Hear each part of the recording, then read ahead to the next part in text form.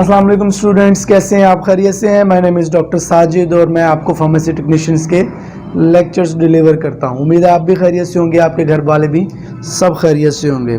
आइए आज हम अपने नेक्स्ट बुक का जो है वो लेक्चर स्टार्ट करते हैं। आज जो हम बुक पढ़ेंगे वो है paper 1 book number 1 pharmaceutics.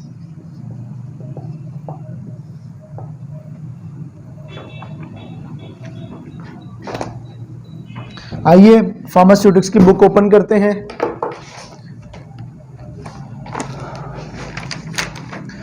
Last time जो हमने फार्मास्यूटिक्स में पढ़ा था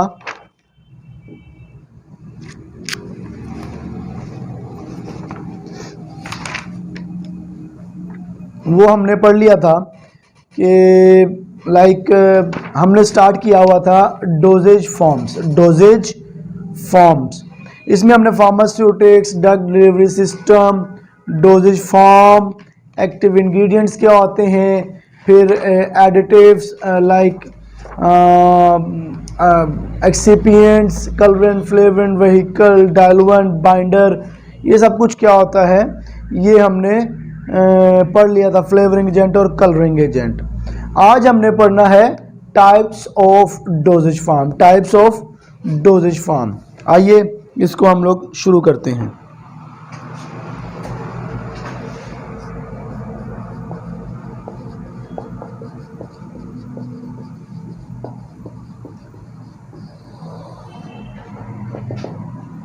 अच्छा, टाइप्स ऑफ डोजेज फॉर्म जो है ये दो पैरामीटर्स पे इनको डिफाइन किया जाता है। नंबर 1 जो है on the basis of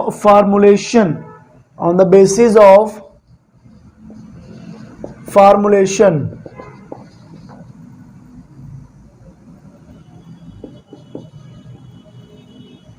like physical form, और नंबर 2 है on the basis of route of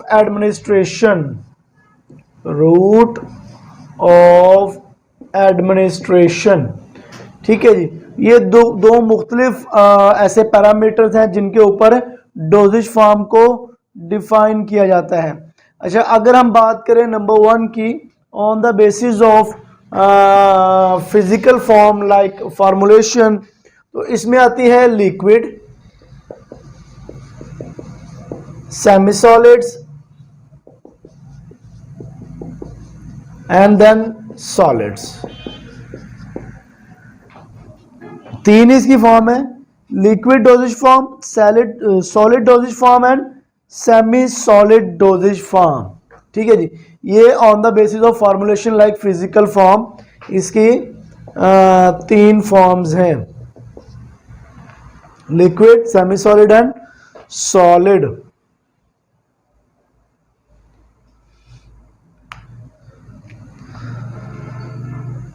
अच्छा, इसमें अगर हम बात करें सबसे पहले लिक्विड की, ठीक है जी, सबसे पहले हम बात करते हैं लिक्विड की। लिक्विड को डिटेल से पढ़ते हैं। तो लिक्विड की जो एग्जांपल्स हैं वो सबसे पहले आती है सॉल्यूशन, सॉल्यूशन के बाद syrup,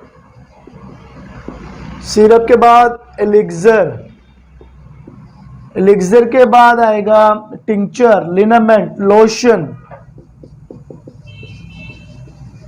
tincture, lotion, liniments, spray, ठीक है जी, और aerosol, inhalation, parenteral preparation, aerosol, parenteral, aerosol preparation, parenteral preparation, उसके बाद आएगा disperse system,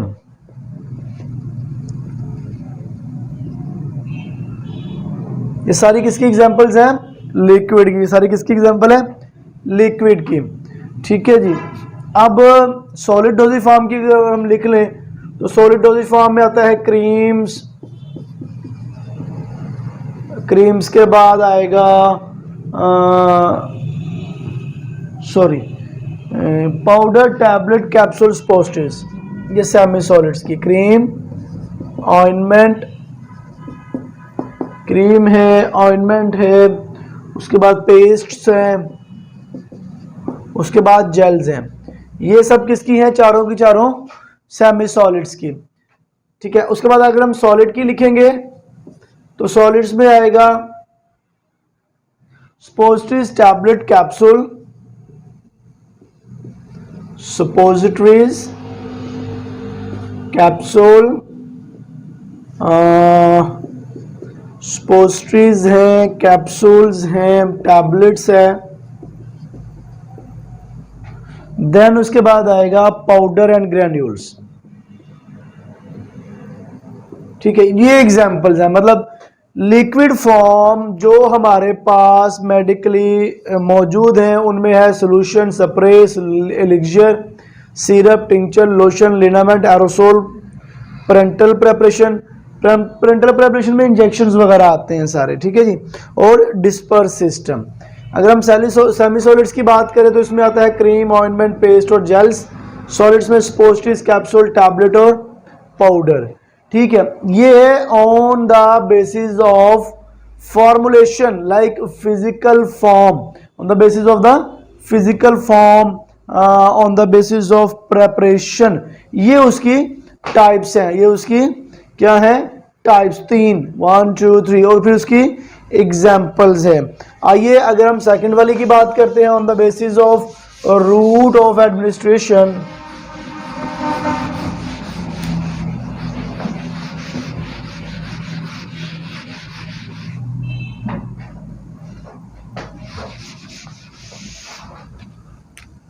On the basis of root of administration,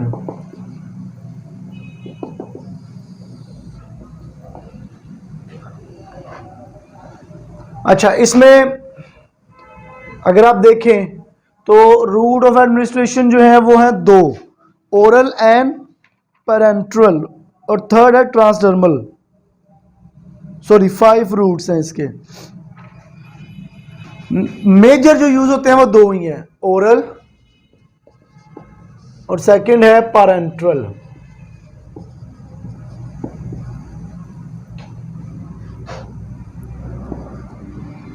ठीक है, ओरल एंड पैरेंट्रल। और इसके अलावा जो है वो ट्रांसडर्मल भी है, और ट्रांसडर्मल के अलावा जो है वो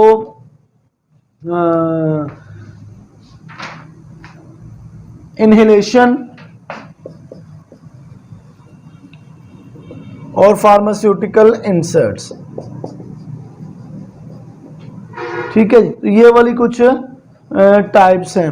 अच्छा, ओरल रूट से अब कौन कौन सी चीजें ली जाती हैं? जाहिर बात है, टैबलेट है, कैप्सूल है, सिरप है, उसके बाद है इमल्शन, मैग्मास, पाउडर, इमल्शन, मैग्मास, पाउडर। ठीक है, ये ओरल रूट से ली जाने वाली हैं। अच्छा, पैरेंट्रल रूट से आईएम, आईवी। ठीक है, ये पैरेंट्रल रूट की एग्जांपल्स हैं। उसमें इंट्राडर्मल भी होगा, सबकुटेनियस भी होगा। आईएम इंट्रामस्कुलर, आईवी इंट्रावेन, इंट्राडर्मल, फिर उसके बाद आएगा सबकुटेनियस, एससी। ठीक है, ये पैरेंट्रल के अंदर आएंगे। उसके बाद अगर हम बात करें तो ट्रांसडर्मल के अंदर, ट्रांसडर्मल मतलब जो स्किन के ऊपर लगाई जाती है, ओरल जो मुंह के जरिए से दवाई पहुंचाई जाती है। पैरेंट्रल जो आईएम, आईवी, इंट्राडर्मल और सबकुटेनियस इंजेक्शंस वगैरह लगते हैं, ये वो आएंगे। ट्रांसडर्मल की अगर हम बात करें तो ट्रांसडर्मल में आता है ऑइंटमेंट्स, क्रीम्स, पेस्ट,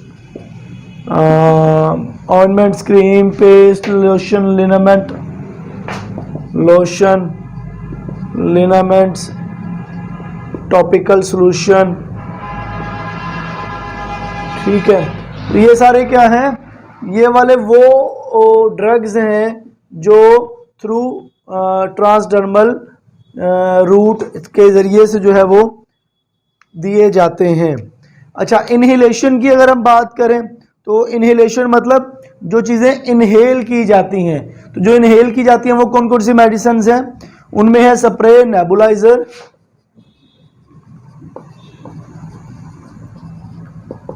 स्प्रे है, नेबुलाइजर है, इनहेलर है और नेजल डीकंजेस्टेंट सॉल्यूशन, एनडीएस भी जिसे कहते हैं। ठीक है, ये वाले किस में आते हैं, इनहेलेशन कैटेगरी में ये 4 मेडिसिन आती हैं। अच्छा, फार्मास्यूटिकल इंसर्ट्स की बात करें तो सुपोस्ट्रीज और स्पोस्ट्रीज आती हैं, इसमें रेक्टल भी है, वेजाइनल भी है। ठीक है जी, रेक्टल, वेजाइनल और यूरिथ्रल भी है।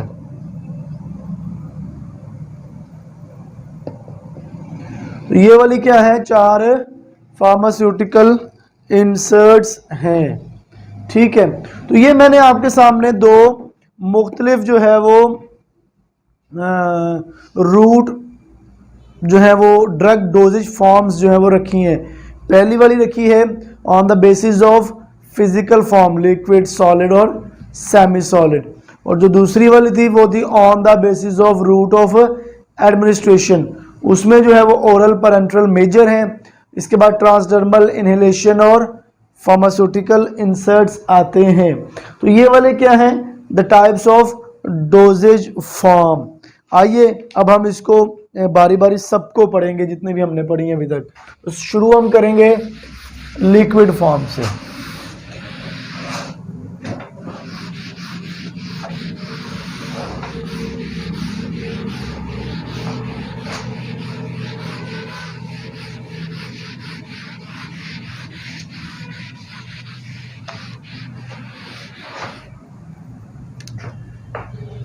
तो first one is liquid dosage form.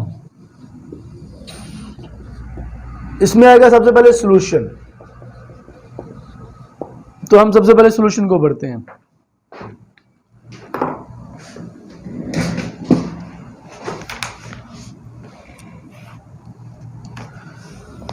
Solution may be defined as a mixture of 2 or more components that form a single phase which is homogeneous and clear.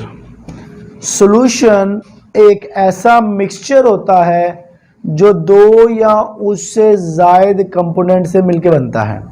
ठीक है, और ये सिंगल फेज होता है और इसमें ज़्यादा फेजेस नहीं होते। आगे हम पढ़ेंगे जैसे इमल्शन होता है, सस्पेंशन होता है, वो 2 फेजेस है, उसमें मुख्तलिफ हेट्रोजीनियस सब्सटेंसेस मौजूद होते हैं जो आपस में मिक्स नहीं होते, लेकिन इसमें होमोजीनियस होते हैं, आपस में मिक्स होने वाले सब्सटेंस होते हैं, इसलिए सिंगल फेज बनाती है।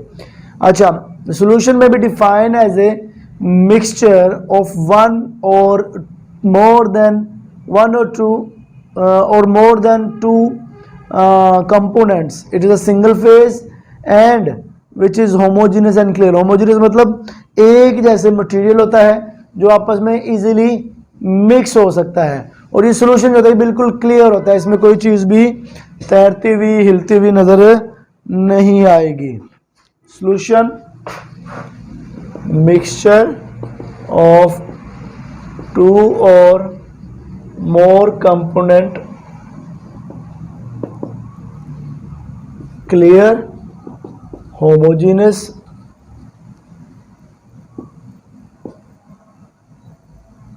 single phase।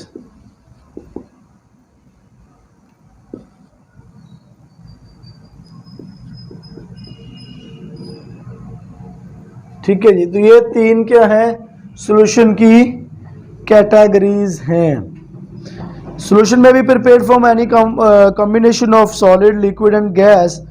सॉल्यूशन जो है वो किसी भी जो है वो कॉम्बिनेशन से बनाया जा सकता है, सॉलिड, लिक्विड या गैस से, या 3 stages of matter In pharmacy, most of the solution are prepared by dissolving a solid, liquid or gas in another liquid. तो वो ये कह रहा है कि फार्मास्यूटिक्स के अंदर जो भी है वो बहुत सारे लिक्विड्स या सॉल्यूशंस लिक्विड या गैसेस या सॉलिड्स को मिलाकर बनाया जाता है। अब यहाँ पर उसने दो चीज़ें बयान की हैं, पहली है सॉल्वेंट, फिर है सोल्यूट। अच्छा, सॉल्वेंट उस कंपोनेंट को कहते हैं सॉल्यूशन के जो ज़्यादा मिकदार में हो, और सोल्यूट उस चीज़ को कहते हैं जो कम मिकदार में हो। तो ऑब्वियसली बात है कि जो कम मिकदार में होगी उसको ज़्यादा मिकदार में डाला जाएगा ताकि उसमें वो मिक्स हो जाए। जैसे मैं आपको मिसाल दूं नमक की, तो पानी जब आप लेते हैं एक गिलास, उसमें थोड़ा सा नमक मिलाते हैं तो थोड़ी मिकदार में क्या हुआ, सोल्यूट, ज़्यादा मिकदार में क्योंकि पानी है वो क्या हुआ, सॉल्वेंट। तो इस तरह हम कहेंगे solute mix in the solvent and solute have ना less ratio as compare to the solvent. ठीक है जी, तो आइए इसको पढ़ भी लेते हैं। Solvent is the liquid portion of the solution in which another substance is dissolve to form a solution in called solvent. वो ये कह रहा है कि जो सॉल्वेंट होता है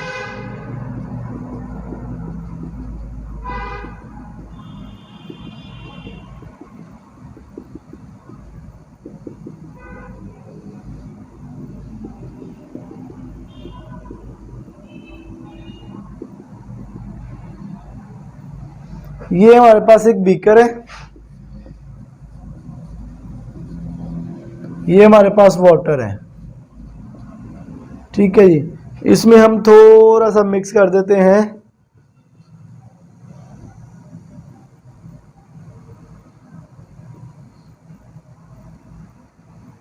नमक के दाने।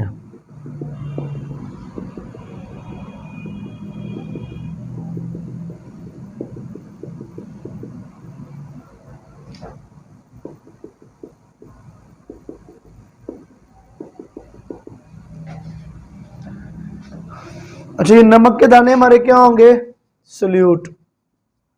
वाटर हमारा क्या होगा, solvent. A substance that is dissolved in other substances to form a solution is called solute. A solute is substances that create a solution which dissolved by a solvent. Solute can change in physical state. For example, salt and sodium. Salt in solid before getting dissolved in water, and after dissolution it changes from the solid to liquid. तो ये वो कह रहा है कि ये जो हमारे पास सोल्यूट है नमक, ये इनिशियली तो सोल्यूट के तौर पे काम करेगा और पानी जो है वो सॉल्वेंट के तौर पे, लेकिन बाद में हम क्या करेंगे कि इसी सोल्यूट को इस सॉल्वेंट के अंदर मिक्स करवा दें और फिर जो है ये बाद में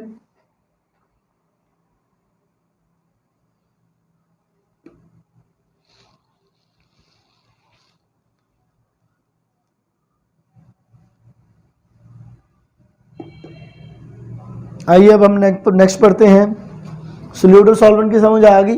जो चीज़ ज़्यादा मिकदार में हो और जिसमें सोल्यूट मिक्स हो रहा हो उसको सॉल्वेंट कहते हैं। जो चीज़ कम मिकदार में हो और वो सॉल्वेंट में मिक्स हो रही हो उसको सोल्यूट कहते हैं। अच्छा, इसके एडवांटेजेस और डिसएडवांटेजेस देख लीजिए।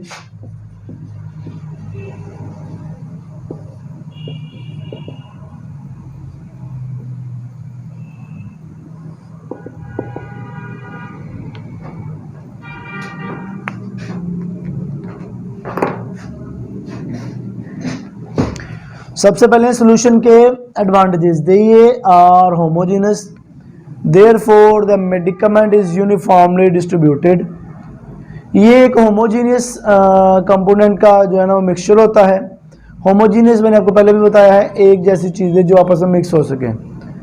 और therefore the medicament is uniformly distributed. इस तरह फिर क्या है,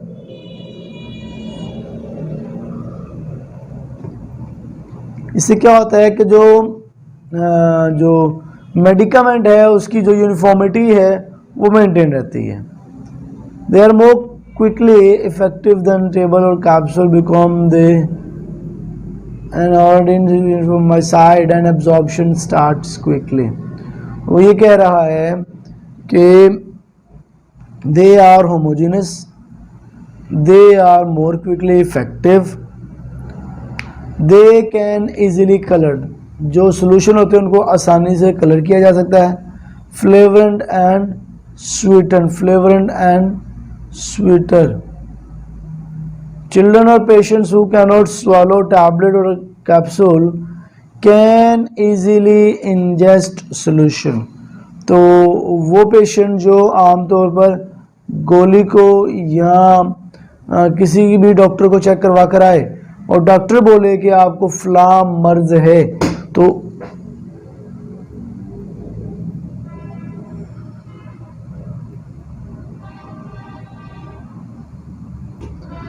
और उसकी जो दवाई आपको वो देगा, तो अगर तो आपका पेशेंट है चिल्ड्रन तो फिर वो उसको टैबलेट या कैप्सूल नहीं देगा.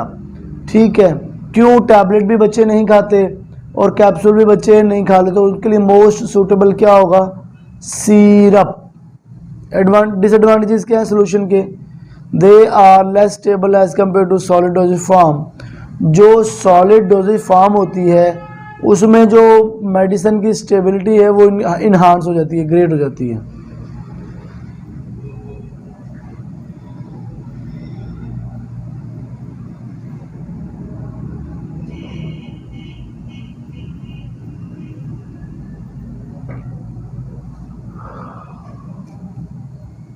स्टूडेंट्स, देखा आपने सोल्यूशन में हमने ये पढ़ा कि ये होमोजीनियस मिक्सचर है दो या उससे ज़ायद कंपोनेंट्स का.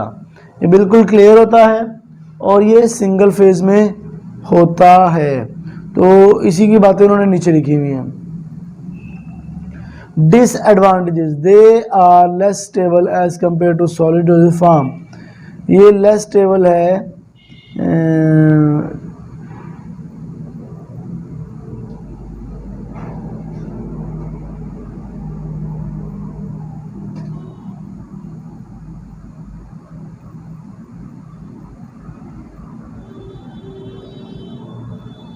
दे are less stable as compare to solid dosage form. तो जो सोल्यूशन है वो लेस स्टेबल होता है, सॉलिड डोजेज फॉर्म ज़्यादा स्टेबल होती है. In some medicament their unpleasant taste and flavour is difficult to mask. और कुछ ऐसी मेडिसिन होती हैं जिनकी जो इम्प्लीमेंटेशन अनप्लीजेंट टेस्ट है वो इतना अच्छा कभी भी नहीं होता. तो इसलिए भी बाज़ औक़ात क्या होता है,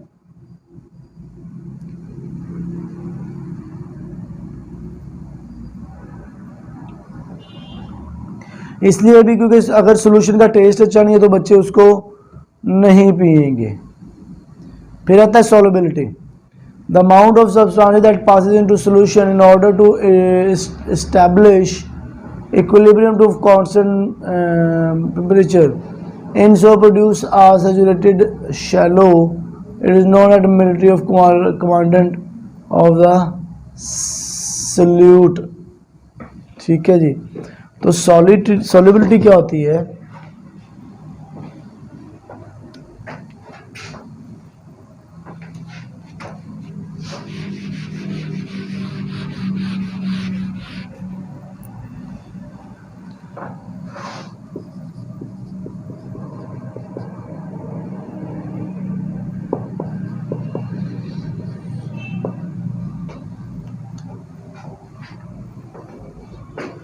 The amount of substances that passes into solution in order to establish equilibrium in constant temperature so produces saturated solution is known as soluble substance. वो ये कह रहा है कि amount of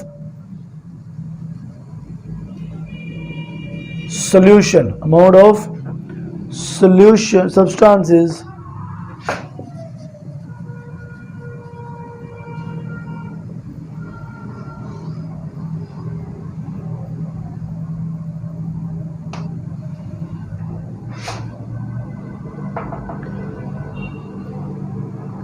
the amount of substance that passes into solution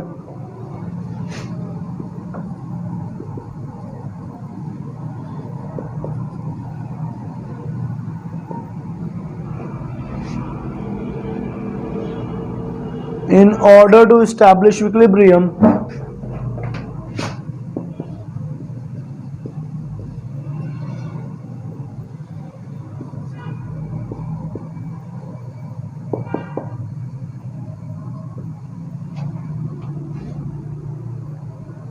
at constant temperature,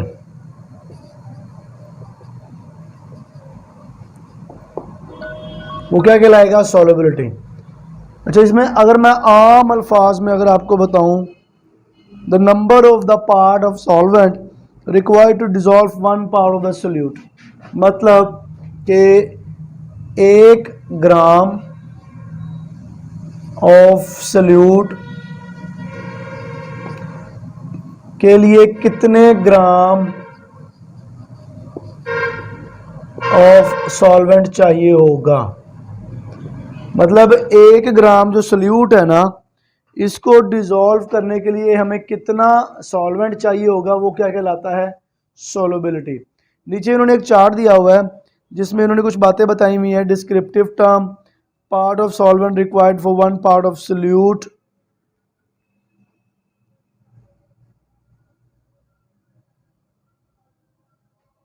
आइए इस table को बनाते हैं और समझते हैं।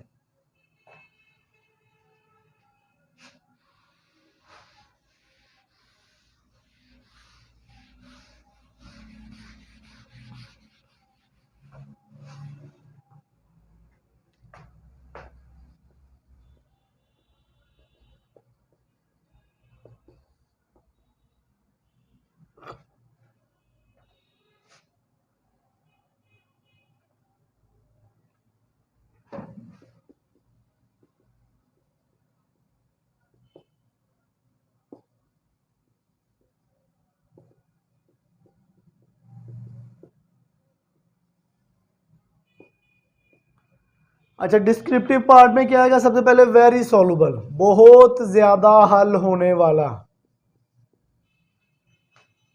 लेस देन 1, मतलब अगर 1 ग्राम ऑफ सोल्यूट को हल करने के लिए 1 ग्राम या 1 मिलीलीटर हमें सॉल्वेंट मिल जाए तो मतलब ये है, और वो उसमें हल हो जाए, तो इसका मतलब है कि ये बहुत ज़्यादा हल होने वाली कैटेगरीज में आता है। दूसरा है फ्रीली सॉल्युबल,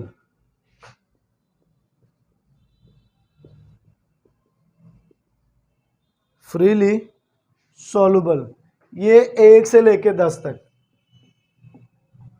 पहला था वेरी सॉल्युबल, बहुत ज़्यादा हल होने वाला। दूसरा है फ्रीली सॉल्युबल, इसका मतलब है आम तरीके से हल हो जाने वाला, अच्छे तरीके से हल हो जाने वाला, फ्रीली आसानी से हल हो जाने वाला, फ्रीली सॉल्युबल। अगर 1 ग्राम सोल्यूट के लिए 1 से लेके 10 तक हमें ग्राम या ml मिले जिसमें वो हल हो जाए, तो उसको क्या बोलेंगे? आसानी से हल हो जाने वाला। इसके बाद आता है सॉल्युबल। पहला क्या था? बहुत ज़्यादा हल होने वाला, दूसरा आसानी से हल हो जाने वाला, और तीसरा हल हो जाने वाला।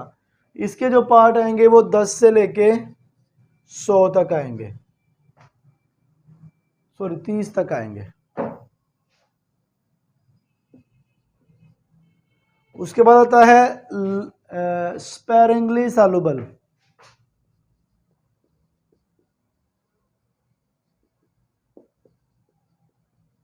स्पेरिंगली सॉल्युबल को बोलेंगे कुछ कुछ हल होने वाला, वो है 30 से लेके 100। ठीक है जी। फिर आता है स्लाइटली सॉल्युबल,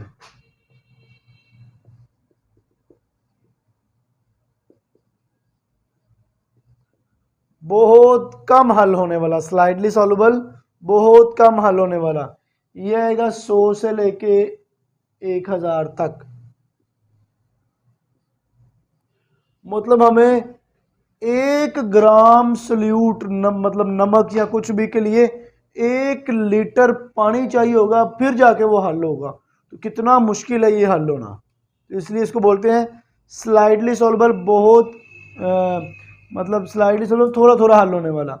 इसके बाद आता है very slightly soluble, very slightly soluble, बहुत ही कम हल होने वाला। ये 1000 से लेके 10,000 तक है।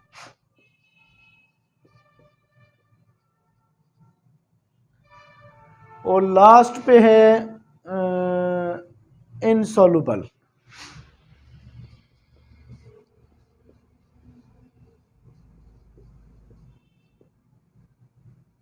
ये आता है 10,000 से ज्यादा। ठीक है जी। तो ये एक चार्ट उन्होंने बनाया हुआ है कि अगर तो 1 ग्राम सोल्यूट के लिए 1 ग्राम सॉल्वेंट हो तो उसको हम बोलेंगे वेरी ज्यादा सॉल्युबल, बहुत ज्यादा सॉल्युबल। आसानी से हल होगा अगर 1 ग्राम के लिए हमें 10 तक ग्राम चाहिए हो। ठीक है जी, हल हो जाएगा अगर ये 10 से लेके 30 तक का कैटेगरी हो। और अगर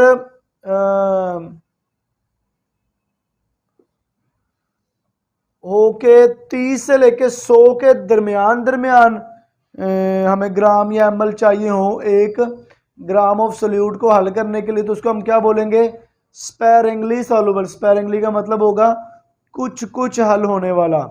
स्लाइटली का मतलब होगा बहुत कम होने वाला। तो ये कब होगा? जब 1 ग्राम सोल्यूट जो है वो उसको हल करने के लिए 100 या 1000 ग्राम सॉल्वेंट चाहिए हो। ठीक है, तो ये सारा चार्ट है। और अगर 10,000 ग्राम या ml से ज़्यादा हमें चाहिए हो 1 ग्राम या 1 पार्ट ऑफ सोल्यूट को हल करने के लिए, तो उसको क्या बोलेंगे कि ये इनसॉल्युबल, ये हल नहीं हो रहा। इसके बाद आता है सोलुबलाइजेशन। Solubilization is the process in which the water insoluble substances are dissolved in aqueous solution in the presence of surfactant। तो वो ये कह रहा है कि ये एक solubilization एक ऐसा प्रोसेस होता है जिसमें जो वाटर है वो insoluble होता है और ये aqueous solution में डिज़ोल्व हो जाता है और उसके कोई ना कोई एक सरफेक्टेंट भी लाजिम मौजूद होता है। आइए जी, नेक्स्ट हम पढ़ते हैं ORS सॉल्यूशन। ORS सॉल्यूशन जिसे उर्दू में नमकोल भी कहते हैं। ठीक है जी, नमकोल।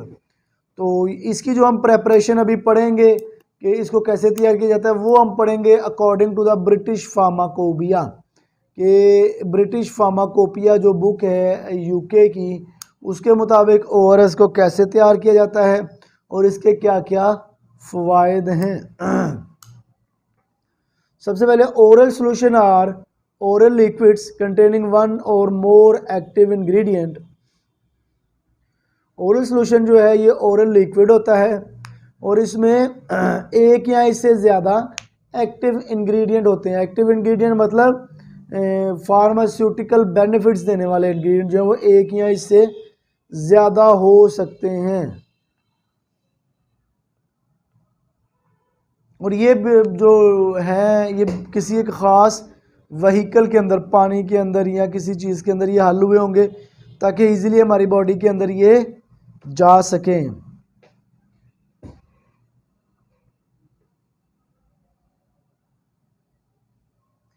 Dry mixtures for solution. Dry mixtures for solution. A number of medicinal agents, particularly certain antibiotics, for example penicillin V, have insufficient stability in aqueous solution. Number of medicinal agent, बहुत ज़्यादा medicinal agent, medicine के जो agent हैं ख़ास करके जो antibiotics हैं जिनमें पेनिसिलिन 5 आती है, हैव इनसफिशिएंट स्टेबिलिटी। उसमें क्या है कि उनमें स्टेबिलिटी बिल्कुल नहीं होती इन एक्वस सॉल्यूशन, जब उनको एक्वस सॉल्यूशन के तौर पर बनाकर भिजवा दिया जाता है।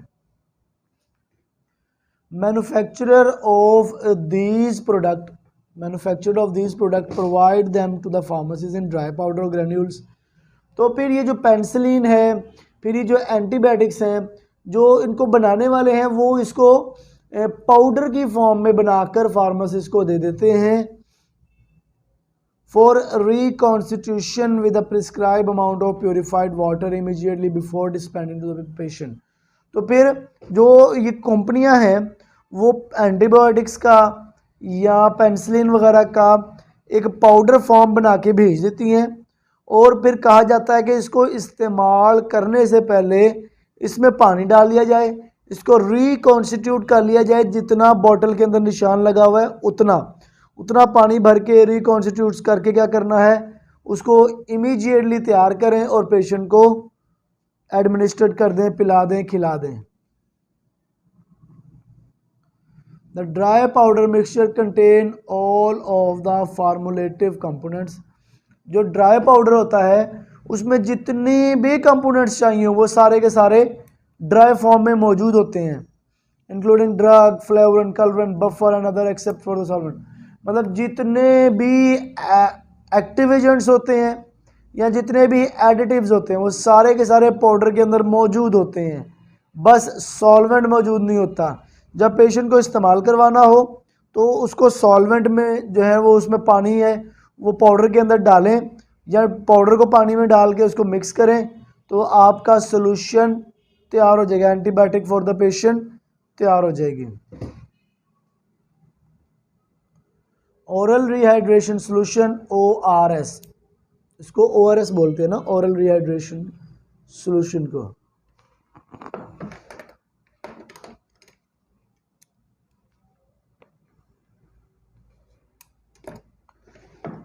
Oral rehydration solution are usually effective in the treatment with mild volume depletion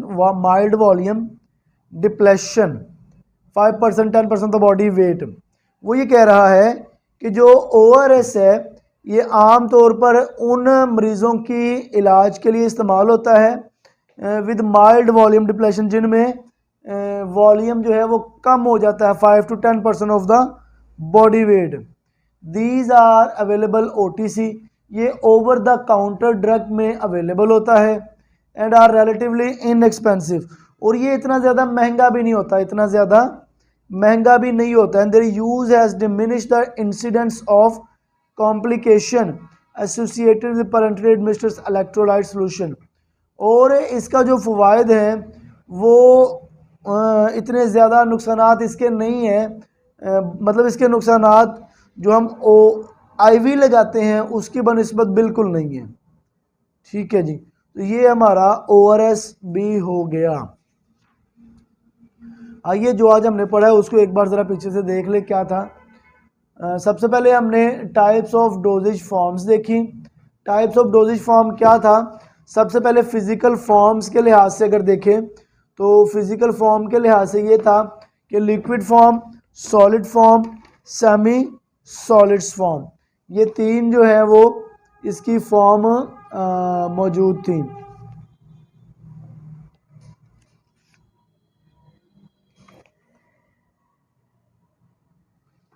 ठीक है जी, तो सॉलिड्स लिक्विड फॉर्म के अंदर क्या आता है, सिरप है, एलिक्सर्स हैं, इमल्शन, स्प्रे वगैरह सारा कुछ है। अच्छा, इसके बाद अगर हम देखें तो सेमी सॉलिड्स हैं। सेमी सॉलिड्स में क्या आता है, ऑइंटमेंट, क्रीम, पेस्ट, जेल्स वगैरह। तो सॉलिड्स के अंदर टैबलेट्स, पाउडर्स, ग्रेन्यूल्स, ये चीज़ें आती हैं।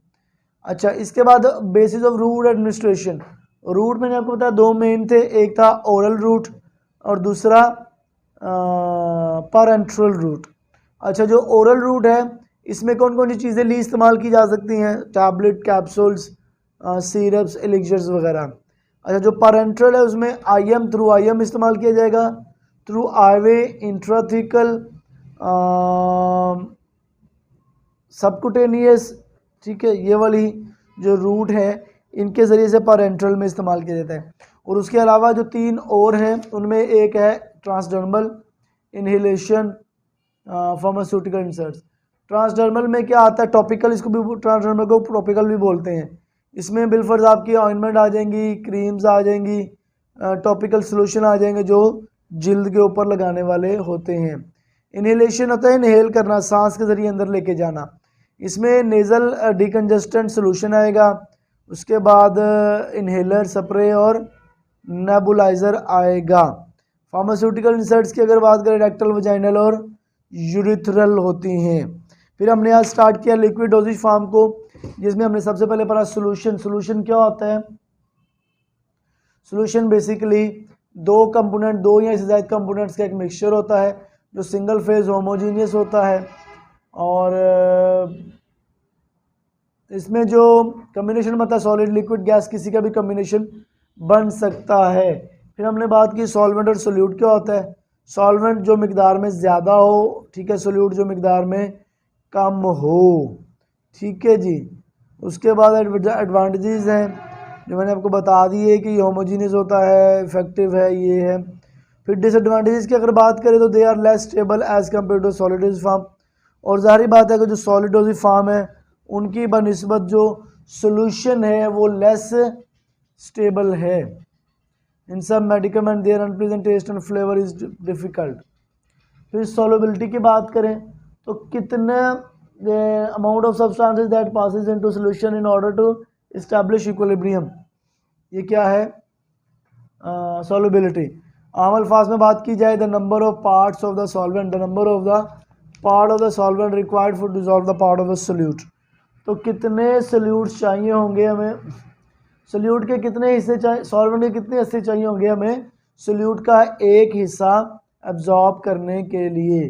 फिर एक टेबल है नीचे पूरा, very soluble, freely soluble, soluble, sparingly soluble, slightly soluble, very slightly soluble और इनसॉल्युबल। ओआरएस है ओरल सोल्यूशन। ओआरएस क्या है? Oral solution, oral rehydration solution, usually effective in the treatment of patient with mild volume depletion, 5 to 10% of the body weight. These are available OTC and are relatively inexpensive। ठीक है, तो ये एक overview है हमारा जो आज हमने पढ़ा है, इसको ज़रूर याद करिएगा। नेक्स्ट लेक्चर्स में हम सिरप और एलिक्सर्स को पढ़ेंगे, तो उनको भी एक बार रिव्यू करके ज़रूर आइएगा, और जो हमने आज पढ़ा है इसको ज़रूर याद करिएगा। इसमें कुछ भी पूछना हो, कुछ भी समझ ना आई हो, तो आप मुझसे व्हाट्सएप पे कांटेक्ट कर सकते हैं। अपना बहुत ज़्यादा ख्याल रखिएगा, अपने वालिदैन का ख्याल रखिएगा। मेरी तरफ से आज के लिए इतना ही। अस्सलाम वालेकुम।